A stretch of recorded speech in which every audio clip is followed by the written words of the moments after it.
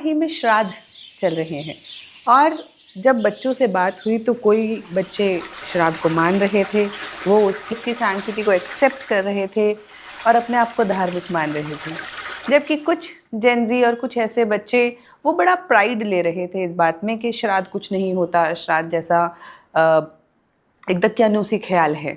तो मुझे लगा क्यों ना हम अलग अलग धर्म या फिलॉसफीज़ ने श्राद्ध के बारे में क्या सोचा है, क्या कहा है, उसके ऊपर बातचीत करें, ताकि ये क्लैरिफाई हो जाए कि हमारे यहाँ पे देश में, हमारे दर्शन में, फ़िलॉसफीज़ में अलग अलग मत हैं श्राद्ध को लेके।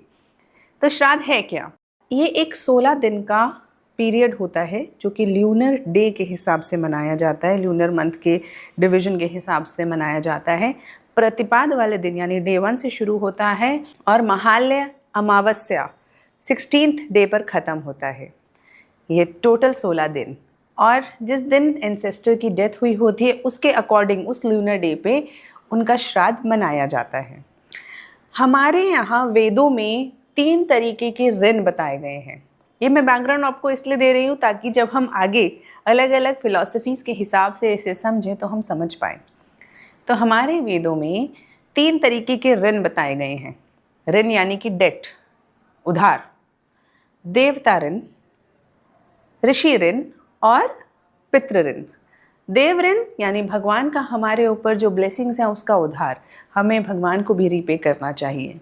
ऋषि ऋण यानी कि जो टीचर्स हैं आपके, जिन्होंने आपको कुछ सिखाया है, उनका आप पे उधार है तो आप उसे भी रीपे करते हैं गुरु दक्षिणा के रूप में। उसके बाद आता है पितृ ऋण। पितृ ऋण अलग अलग तरीके से बुढ़ापे में उनकी सेवा करके चुकाया जाता है और उनके मरने के बाद श्राद्ध करके करा जाता है कुछ मतों के अनुसार। अब ये 3 तरीके के जो ऋण हैं, इसमें से हम जिस विषय में आज बात कर रहे हैं वो है पितृ ऋण, और उसे लिंक करके समझ रहे हैं हम श्राद्ध से। अब श्राद्ध में क्या किया जाता है? जो एंसेस्टर्स, जो वृद्ध लोग, जो घर के बड़े गुजर जाते हैं तो उनके शांति के लिए, उनकी प्रॉस्पेरिटी के लिए ऐसा माना जाता है कि इन 16 दिनों में वो आते हैं और उनकी शांति के लिए तर्पण यानी कि पानी का दान, पिंडदान यानी चावल के जो गोले बनाई जाती हैं उसका दान, और श्राद्ध में ब्राह्मणों को भोजन खिलाया जाता है। यानी कि इस तरीके से एक एंसेस्टर्स के साथ लिंक हम लोग कंटिन्यू करते हैं। तो यहाँ पे सबसे ज़्यादा जो श्राद्ध को मानते हैं या सबसे ज़्यादा जिन्होंने उस पर बात करी है वो है हमारा मीमांसक दर्शन। तो मीमांसा वेदांत का ही पहला पूर्व मीमांसा का हिस्सा है। उसके बाद जब हम उत्तर मीमांसा में जाएंगे वहाँ पे हम शंकराचार्य, रामानुज, इन सब के मतों को भी समझेंगे। तो सबसे ज़्यादा पूर्व मीमांसा, जिसे हम कर्म कांड भी बोलते हैं, यानी जहाँ पे रिचुअल्स को ज़्यादा ग्लोरीफाई किया गया है, ज़्यादा उसको इम्पोर्टेंस दी गई है, उस वाले सेक्शन में हमें श्राद्ध के बारे में सबसे ज़्यादा डिटेल में मिलता है। यहाँ मीमांसा भी किसी आर्ग्यूमेंट्स पे श्राद्ध को एक्सेप्ट करते हैं। जैसे सबसे पहला उनका आर्ग्यूमेंट है कि वेदों में लिखा हुआ है, यानी शास्त्र प्रमाण, शास्त्रों में लिखा हुआ है कि पिंडदान किया जाना चाहिए या ये श्राद्ध किया जाना चाहिए, इसीलिए वो लोग उसे सपोर्ट करते हैं। दूसरा, वो मानते हैं कि अपूर्व, यानी कि जिस तरीके से पहले कर्म और दूसरे कर्म का आपस के अंदर लिंक समझ नहीं आता, जैसे किसी ने अच्छा काम किया तो उसे अच्छा फल कैसे मिलेगा, इन दोनों के बीच का जो लिंक होता है वो हमारे आँखों से इनविजिबल होता है, हम आँखों से नहीं देख सकते, लेकिन वो लिंक होता है। उसी तरीके से मीमांसक थिंकर्स का मानना है कि श्राद्ध में भी हमारे और हमारे एंसेस्टर्स के बीच में जो लिंक होता है वो इसी प्रक्रिया या इसी प्रोसेस से इस्टेब्लिश होता है, इसीलिए इनविजिबल होते हुए भी वो श्राद्ध को मानते हैं।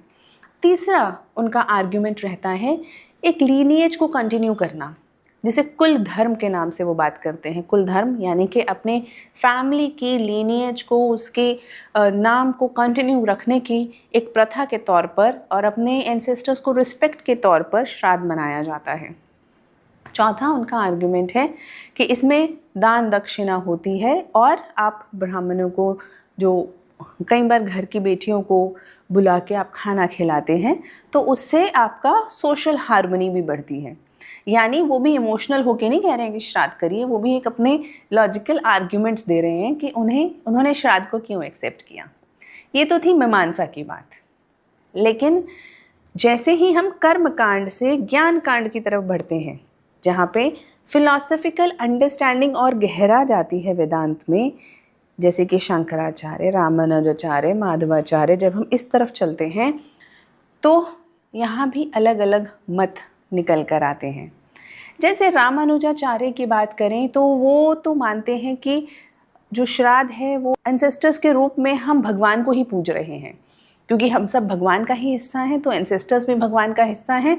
इसीलिए अगर हम एंसेस्टर्स की पूजा करते हैं, उन्हें श्राद्ध देते हैं, तो कहीं ना कहीं हम भगवान को रिस्पेक्ट कर रहे हैं। और अगर हम उसके आगे माधवाचार्य की बात करें तो माधवाचार्य के हिसाब से श्राद्ध अपने एंसेस्टर्स की पूजा करना, उनको रिस्पेक्ट देना है, और इससे विष्णु खुश होते हैं। यानी भगवान को खुश करने के लिए हम बहुत सारे काम करते हैं, उसमें से एक काम है अपने एंसेस्टर्स के लिए श्राद्ध करना। लेकिन इन सब से अलग शंकराचार्य का मत है। शंकराचार्य का अद्वैत वेदांत अपने आप में ही अलग एक फिलॉसफी है या दर्शन है। तो अगर उनसे श्राद्ध के बारे में बात करी जाए तो वो इसे दो भागों में बांट देते हैं।